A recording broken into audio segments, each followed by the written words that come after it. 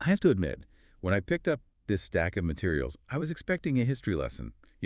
Dates, battles, treaties, Usual stuff. the usual dry stuff we all slept through in school. But looking at Dr. Shashi Tharoor's An Era of Darkness or Inglorious Empire, depending on which side of the pond you bought it, this doesn't read like history. It reads like a crime novel.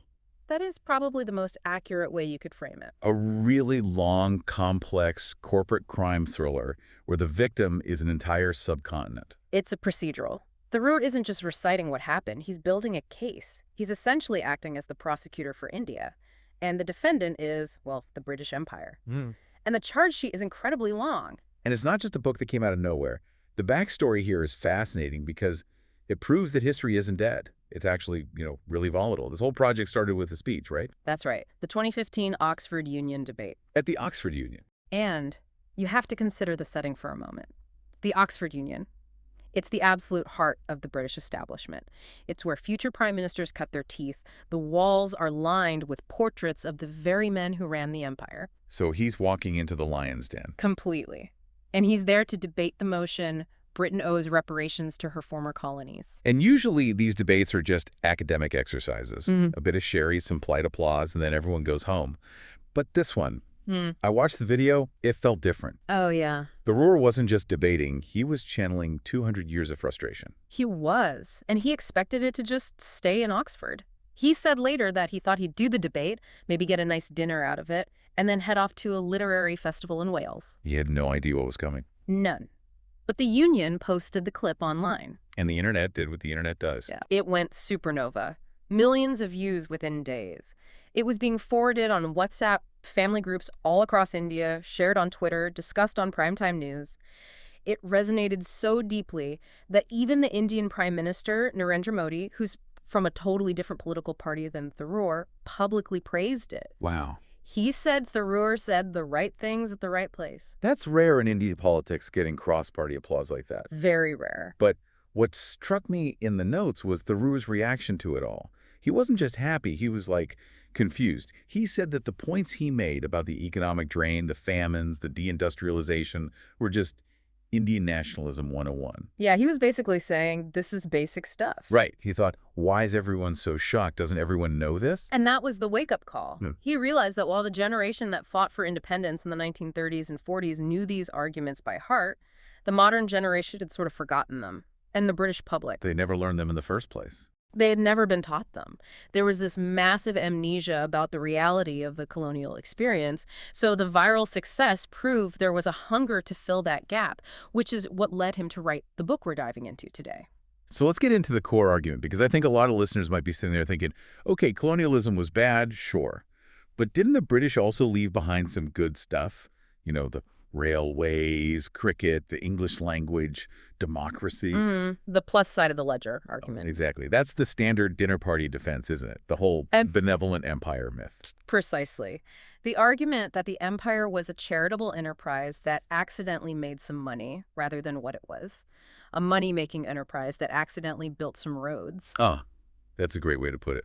Tharoor's book is just a complete demolition job on that specific myth. He argues that the British Raj was an era of darkness defined by relentless looting and the deliberate, systematic dismantling of India's economy and institutions. And he starts with a number that really anchors the whole discussion. It's from the economic historian Angus Maddison. I've seen this cited before, but every time I read it, I have to double-check the decimal point. You're talking about the share of the global economy. Right. So we go back to 1700. This is just before the British really sink their claws in. The Mughal Empire is still, at its height. What was India's share of the world economy then? It was approximately 23%. 23%. That's almost a quarter of the entire world's wealth generation coming from one subcontinent. To put that in perspective, that was larger than the entire economy of Europe combined at the time. That's insane. India was an economic superpower. It was the world's leading manufacturer, particularly in textiles. It was a sink for the world's bullion. Everyone was sending gold and silver to India to buy its goods. Okay, so that's 1700. Yeah. Now we fast forward to 1947. The Union Jack comes down. The British leave. What's the number then? It had crashed to just over 3%. From 23 to 3%. That isn't just a decline. That is a complete collapse. It's the kind of collapse usually associated with, I don't know, total war or some kind of civilizational failure. And apologists will argue, well, the West industrialized, so obviously their share went up, which means India's share had to go down mathematically. Right. It's a zero-sum game. And that's true to an extent. That's- But Tharoor argues, and the data supports this, that India didn't just miss the bus on industrialization. It was actively thrown under the bus. That's the distinction we need to make today. We need to look at whether this was just bad luck and market forces, or if it was policy. Was India poor because it failed to modernize, or was it made poor so that Britain could modernize? Exactly. The mission of this deep dive is to unpack the mechanics of that 20% drop. You don't lose 20% of the global economy by accident. You lose it through systematic extraction, tariff barriers, and corporate looting. Speaking of corporate looting, let's go back to the beginning, because this is the part that always feels like science fiction to me. When we talk about the British conquest of India, we imagine the British Army, the king, the government. But that's not who walked in, is it? No, not at all. It wasn't the British state. It was a private company. The East India Company. The EIC. Imagine if, I don't know, Amazon or Google didn't just have delivery drones and servers, but had a standing army, a navy, the right to mint coins, and the power to declare war. I don't want to imagine that. Well, imagine if they showed up on the shores of a foreign country and just took over. That is essentially what happened in India. It was the world's first corporate raider, literally. And it started so humbly. I was reading about Sir Thomas Roe in the notes. This is 1615. He's the British ambassador, and he's not exactly kicking down doors. Far from it. He is practically begging. He arrives at the court of the Mughal Emperor Jahangir, and he is just completely overwhelmed. You have to remember, at this time, the Mughal Emperor is one of the richest men on the planet. His court is dripping in jewels, the arts are flourishing, the architecture is sublime, and here comes Thomas Roe, representing a cold, rainy island on the edge of Europe. Asking for permission to set up a few warehouses to buy spices and silk. Exactly. The power dynamic is completely lopsided. The British are the supplicants. They're the ones asking for favors. Completely. Jahangir views them as a mild curiosity. He grants them the trading rights, almost as a favor, like tossing a crumb to a pigeon. There was absolutely no indication in 1615 that these traders would eventually own the place. So how do we get from begging for a warehouse to owning the country? I know history is complex, but there seems to be a specific turning point where the mask slips. The Battle of Plassey in 1757. Plassey is the pivot point. This is where the East India Company shifts from being a trader to being a ruler. But honestly, calling it a battle gives it way too much credit. It wasn't really a military victory in the traditional sense. This involves Robert Clive, right? Robert Clive, a fascinating, complicated, and largely amoral figure. He was a company man through and through. In 1757, he marches against the Nawab of Bengal, Siraj Uddaula. Now, on paper, the Nawab has a massive army. He has French artillery support. He should have crushed Clive. But Clive had a different weapon. He had the checkbook. He realized that in the fractured politics of Bengal, loyalty was for sale. So he entered into a conspiracy with the Nawab's own commander-in-chief, a man named Mir Jafar, and the powerful banking family, the Jagat-Seths. The Jagat-Seths, they were basically the Rothschilds of India at the time. Exactly. They financed the whole operation. So on the day of the battle, the forces line up, the shooting starts. But a huge portion of the Nawab's army, commanded by Mir Jafar, just stands there. They do nothing. They don't fire a shot. They watch as Clive's forces overrun the loyalists. The Nawab is defeated, later captured and executed, and Mir Jafar is placed on the throne as a puppet ruler. So it was a corporate takeover, a hostile takeover in the most literal sense. It was a transaction, and the payout was immediate. Once the company installed their puppet, they demanded the Diwani rights, the right to collect tax revenue from Bengal, Bihar, and Orissa. And this is crucial. This is everything. Because before this, to buy Indian textiles, the British had to bring gold and silver from London. Which they hated doing. They hated it.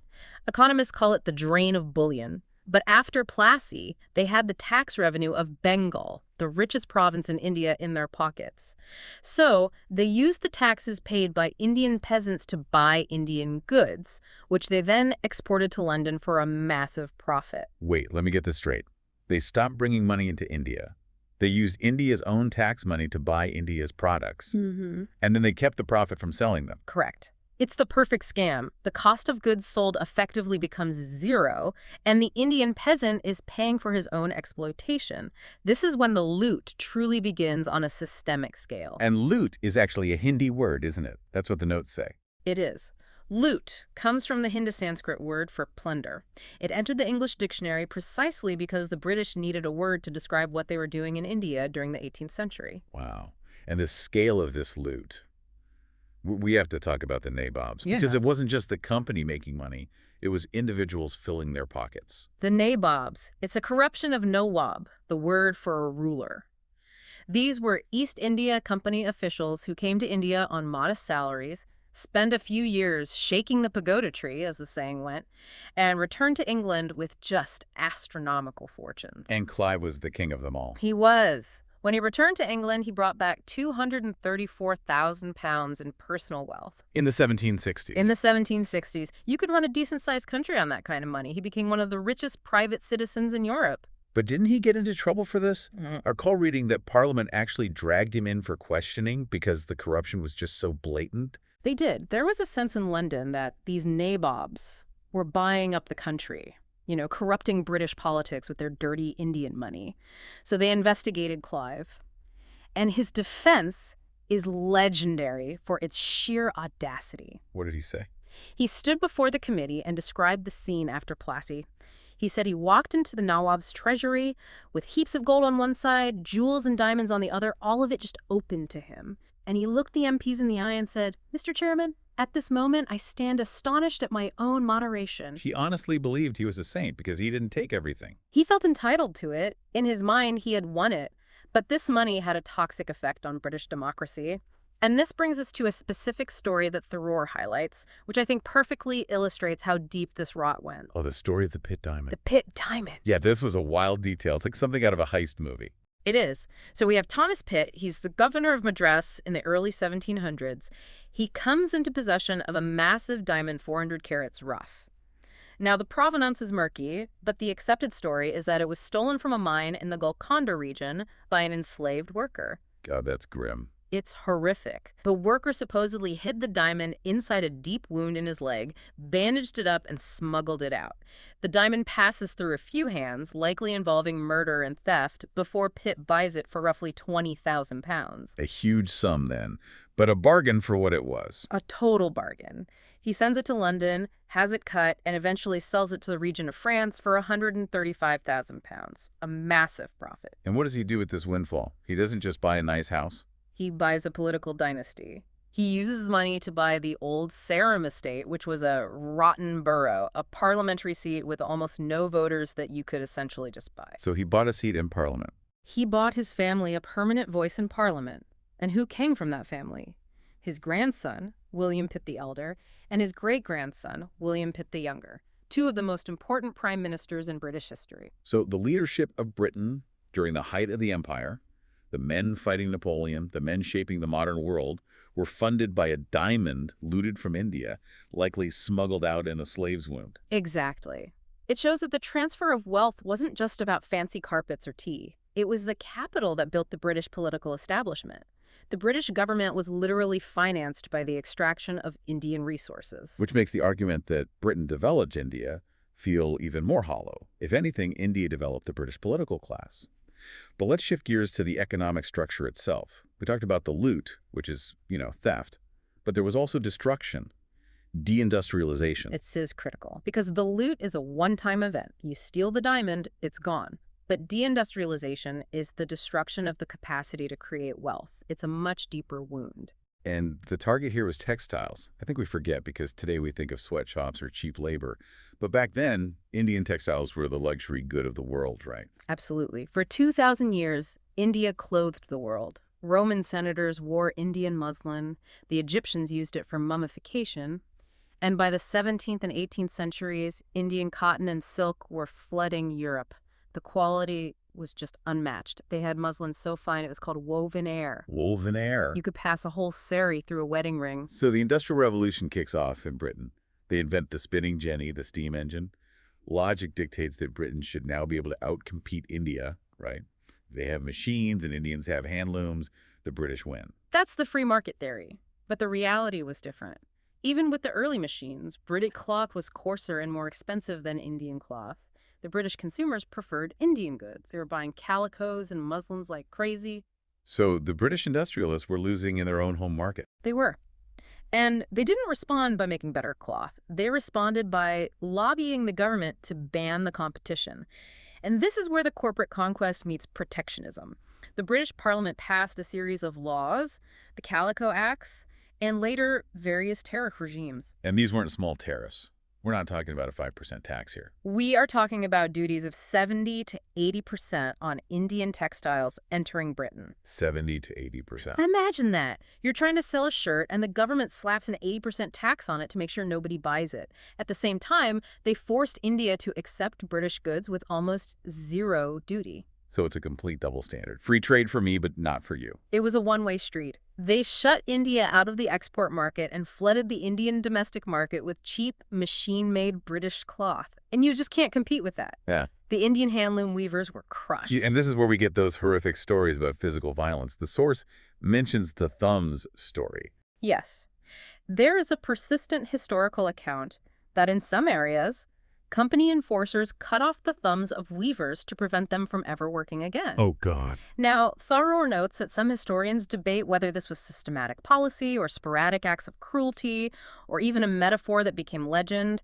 But in a way, it doesn't matter if it was physical thumbs or economic thumbs. The result was the same. The weavers were disabled. Their livelihood was severed. And the impact on the cities. I was struck by the description of Dhaka. Yeah. Today, Dhaka is this massive capital city.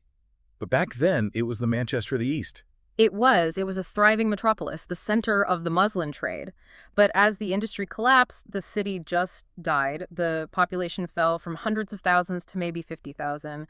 The jungle literally grew back over the suburbs. Wow. It was a rare case of de-urbanization. People fled the city because there were no jobs. And where did they go? That's the tragedy. They went back to the villages. They became landless laborers. They put massive pressure on the agricultural land. So you have a society that was diversifying into industry being forcibly turned back into a purely agrarian society. Yeah. This is what I mean by deindustrialization. It's like running the film of development backwards. And it wasn't just textiles. I want to spend a moment on shipbuilding, because this was new to me. I just assumed the British, being an island nation, naturally had better ships. Not necessarily. The Indian shipbuilding industry, particularly in Bengal and along the western coast with the Marathas, was very advanced. They used teak wood. Right. And teak is incredibly durable. It resists rot and marine worms much better than British oak. Indian ships could last for 50 years. British ships often rotted away in 10 or 15. So again, a superior Indian product. And again, the British response was legislation, not competition. The British shipping lobby in London panicked. They got Parliament to pass the Navigation Acts and other rules that banned Indian-built ships from the lucrative London-China trade routes. The most profitable routes. Exactly. And they rigged the insurance market. Lloyd's of London would charge much higher premiums for goods carried on Indian ships. So they made it financially impossible to run an Indian shipping line. They strangled the industry in its cradle. So India, with its massive coastline and its long history of trade, was reduced to having no merchant navy of its own. It's a pattern, isn't it? Find a competitor, ban them, tax them, break them. It's the playbook of the Raj. So we've devastated the industry. The weavers are now farming. But the farming wasn't safe either. This brings us to the mechanism of the drain of wealth. We touched on the loot, but the daily grind of extraction was the tax system. The sponge. That's the quote from John Sullivan, a company official. He was surprisingly honest about it. Yes, he wrote, "Our system acts very much like a sponge, drawing up all the good things from the banks of the Ganges and squeezing them down on the banks of the Thames." It's rare to see a colonial official be so candid about the predatory nature of their work. And the main way they squeezed that sponge was land tax. Now, taxes existed before the British. The Mughals taxed people. The Marathas taxed people. What was different about the British tax? Rigidity, that is the key word. In the pre-colonial systems, the tax was usually a share of the crop. If you grew 100 bags of wheat, you gave the king 30. But crucially, if the monsoon failed and you grew 0 bags, the king got 0. It was a risk-sharing model. Exactly. The ruler had a stake in your survival because a dead peasant can't pay tax next year. Right. But the British introduced systems like the permanent settlement, They fixed the tax in cash. You owed X number of rupees, regardless of the harvest, regardless of the price of grain, regardless of drought, and it had to be paid by sunset on a specific day, the so-called sunset laws. And if you didn't pay. Your land was auctioned off instantly. So you have peasants facing a drought, they have no crop, but the tax collector is at the door demanding cash. So what do? They go to the moneylender. They mortgage their future. Or worse. Or, as the sources document in gruesome detail, they sell their jewelry, their cattle, and eventually their children. God. There are records of parents selling children during famines just to satisfy the tax demand or to buy a handful of grain.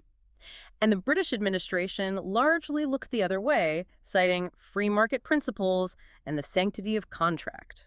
This helps explain why famines became so much more deadly under the British. It wasn't just that the rain failed. It was that the system stripped the people of any safety net, any resilience. Exactly. Tharoor cites the data. In the entire 2,000 years before the British, there were sporadic famines. But in the 200 years of British rule, there were roughly 30 to 35 major famines. Millions died. The Great Bengal Famine of 1943 alone killed upwards of 3 million people. And food was being exported from India at the same time. While people starved because the market dictated it. So where was all this tax money going? If it wasn't building irrigation or feeding the poor, where did it go? A huge chunk went to the home charges. Which sounds like a utility bill you pay for your house. It effectively was. It was the bill India paid to London for the privilege of being ruled. This covered the pensions of British officers. It paid the dividends to the East India Company shareholders. It paid for the upkeep of the India office building in London. You're kidding. No. Even the receptionist in Whitehall was paid by the taxes of a peasant in Bihar. That is mind-boggling. The colonized are paying the salaries of the colonizers. And the biggest item on the bill was the army, the British Indian Army. This was a massive force. But it wasn't just defending India's borders. The British used it as their global fire brigade. Right. If they wanted to invade China in the Opium Wars, send the Indians. If they wanted to fight in East Africa, send the Indians. The Boer War, World War I, World War II. And who paid the bill for all those expeditions? India did. The Indian taxpayer paid for the soldiers, the equipment, and the logistics to fight wars that had nothing to do with India's defense and everything to do with British imperial expansion. India was effectively subsidizing the British Empire's global dominance. So not only are we losing our economy, we are paying for our own occupation and the occupation of others. That is the definition of the drain. Tharoor estimates, and there are various calculations, but the flow of wealth from India to Britain was colossal. It capitalized the British economy. There is a very strong argument that the Industrial Revolution in England was fueled by the capital extracted from Bengal. It's a heavy, heavy realization. Mm-hmm. But I want to pivot now to the political side, because the other big defense of the empire is unity. You hear this all the time. India is a creation of the British. Before us, it was just warring tribes and princes. We drew the map. We made India. This is the political unity myth, and it's very persuasive because if you look at a map in 1700, it looks fragmented. But Tharoor argues this is a really superficial reading of history. How so? First, the concept of India, or Bharatvarsha, is ancient. It goes back thousands of years. You had cultural unity. Pilgrims would travel from the Himalayas in the north to the oceans in the south. The prayers, the epics like the Ramayana and Mahabharata, the geography, it was all viewed as a single civilizational unit. So the idea of India was there. The idea of this land is ours existed long before the Union Jack arrived. But politically, it wasn't a single state. True. But look at Europe. In the mid-19th century, Germany wasn't a country. It was a mess of little principalities. Italy was a collection of city-states. What happened? Bismarck happened. Garibaldi happened. They unified. Exactly. They consolidated into nation-states because the momentum of history was moving towards nation-states. Tharoor asks, why do we assume India wouldn't have done the same? The Marathas were already uniting vast swaths of the country. If the British hadn't intervened, it is very likely that an Indian power, perhaps the Marathas, perhaps a reformed Mughal state, would have consolidated the subcontinent on its own terms. So the British didn't create India. They just happened to be the ones holding the gun when the unification happened. Right. They sort of froze the process and imposed their own version of unity. But Tharoor goes further. He argues that the British didn't actually unite India. They institutionalized division. Divide and rule. It wasn't just a catchy phrase. It was official government policy. We have to look at 1857 again. The Sepoy Mutiny, or the First War of Independence, depending on your perspective. This was the big rebellion. The biggest threat the British ever faced in India. And what terrified them was that Hindus and Muslims fought together. They marched together to Delhi to reinstate the Mughal emperor. The British realized that a united India was ungovernable. So after they crushed the rebellion with incredible brutality, they decided to make sure that unity never happened again. How did they do that? They systematically pitted the communities against each other. They favored one group than the other. They created separate electorates, so Muslims could only vote for Muslims and Hindus for Hindus. This is crucial. Before this, you might vote for a landlord or a leader based on local issues. Now, you were voting your religion. And the census played a role here too, right? I recall the notes mentioning that the British obsession with categorization actually made things worse. It did. The British loved to count and classify everything. They introduced the census. But in India, identity was fluid. You might be a weaver, a Vaishnavite, a Bengali, and a villager all at the same time. Right. But the census official shows up with a clipboard and says, pick one box. Are you Hindu?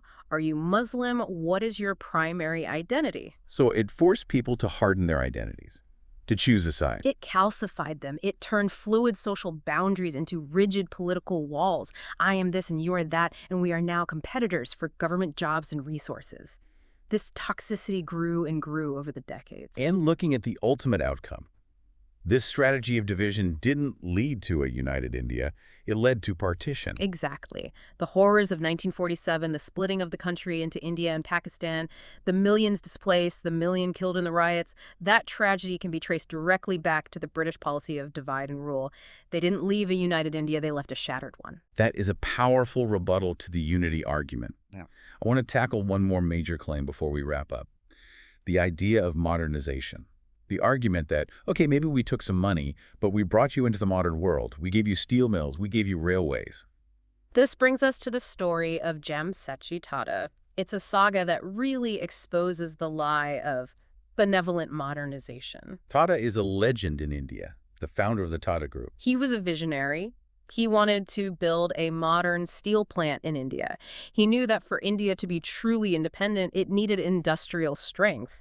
But did the British help him? Did they say, great, let's develop the empire? No, they put up red tape. Years of it, they delayed permits, they restricted access to coal, they made it incredibly difficult. And there is a famous anecdote involving a British official, Sir Frederick Upcott. He was the chief commissioner for Indian Railways. The man with the bat. Yes. Tata was pressing him to buy Indian steel rails for the railways, and Upcott just sneered at him. He essentially said, you people can't make steel to British specifications. And he made a vow. He said, I will eat every ounce of steel rails you succeed in producing. He would eat every ounce. It captures that arrogance, the belief that Indians were racially or culturally incapable of modern industry. It does. But Tata didn't give up. He went to the Indian people. He raised the capital from Indian investors, thousands of small investors lining up to back him because the British markets wouldn't. He built the plant in Jamshedpur, and then history delivered a perfect twist of irony. World War I.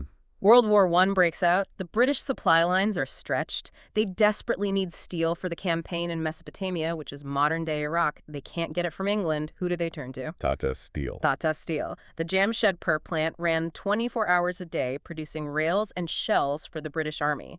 It was the steel that saved the British campaign in the Middle East. And Tharoor has a funny line about Upcott here. Yes, he notes that if Sir Frederick Upcott had kept his promise, he would have had a very bad case of indigestion. But the pattern is the same as the textiles. They obstructed it until they needed it for a war. It wasn't development. It was obstruction followed by exploitation. Precisely. And finally, the railways. We have to touch on this because it is the holy grail of apologists. We gave you the largest railway network in Asia. They did build the tracks. There is no denying the physical reality of the railways. But we have to ask two questions. Why were they built, and who paid for them? So why were they built? They weren't built so that a family in Delhi could visit their cousins in Bombay. They were built for two reasons. First, extraction. If you look at the map of the early railways, they link the resource-rich hinterlands, the cotton fields, the coal mines, directly to the ports. It was a conveyor belt designed to suck raw materials out of India and send them to Britain. And the second reason? Military control. After the 1857 mutiny, the British were paranoid. They needed to be able to move troops rapidly from one end of the country to the other to crush any new rebellion. The railways were a strategic tool of occupation. And the cost. This is the part that shocked me. The financing was a complete racket. The guaranteed return. This is a financial scandal that deserves its own deep dive. The British government wanted to build these railways, but they didn't want to use their own money. So they asked private British investors to put up the capital. Private investors usually take a risk, right? Right. If the business fails, you lose your money. Usually. But not here. The colonial government guaranteed these investors a 5% return on their capital, paid in gold, regardless of performance. Wait, so if I build a railway line that goes nowhere, carries no passengers, and makes zero money, I still get my 5% profit? You get your 5%. And who pays that 5%? The Indian taxpayer. The Indian taxpayer. So there is absolutely no incentive to be efficient. None. In fact, the incentive is to spend more. The more capital you claim to have invested, the bigger your 5% payout is. So the cost per mile of Indian railways was astronomically high compared to railways built in the US or Canada at the same time. It was a massive subsidy scheme transferring Indian tax money to British investors. And did it at least create good jobs for Indians? Only at the bottom. Coolies, porters, track layers. But for decades, the drivers, the station masters, the engineers, all the good jobs were reserved for white men or Anglo-Indians. There was a strict racial ceiling. Indians paid for the trains, but weren't allowed to drive them. So when you look at the ledger, the loot, the deindustrialization, the famine, the division, the obstruction of industry, it's just devastating. Tharoor's prosecutor's brief is pretty watertight. It is a compelling case for the prosecution, to say the least. So what is the verdict? Or rather, what is the sentence?